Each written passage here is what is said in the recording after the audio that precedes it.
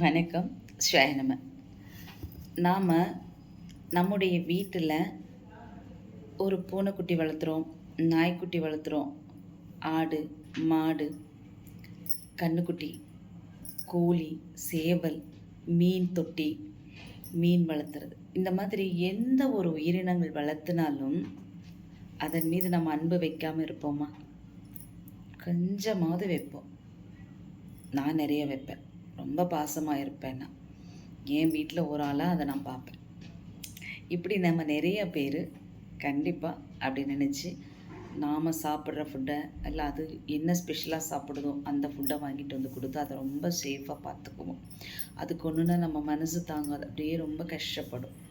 சில டைம் நான்லாம் அழுதுடுவேன். பாப்பாவுக்கு ஏதாவது ஒன்று அப்படின்னா, பூனைக்குட்டிக்கோ நாய்க்குட்டிக்கு ஏதாவதுன்னா அழுதுடுவேன்.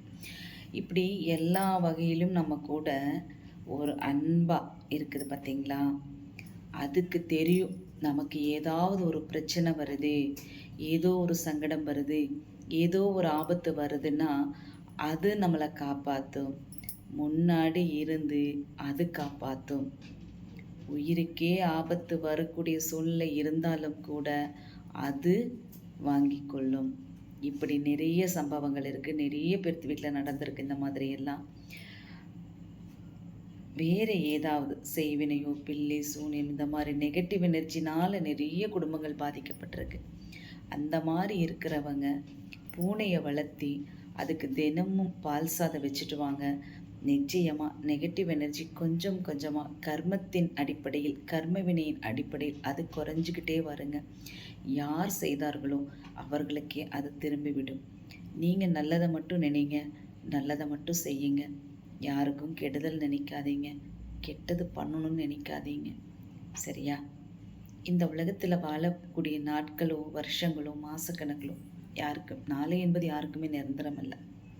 இந்த வாழக்கூடிய கொஞ்சம் வருஷத்தில் நாம் உண்மையாக இருப்போமே எல்லாத்துக்குமே. நல்லவங்கன்னு யாரும் சொல்ல மாட்டாங்க.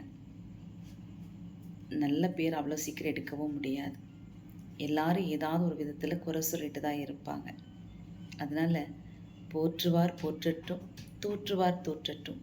இறைவன் ஒருத்தர் இருக்கார். நமக்கு அவரை தெரியும், அவருக்கு நம்மளை தெரியும். வேறு யாருக்கும் நம்மளை தெரிய வேண்டிய அவசியம் கிடையாது, இல்லையா?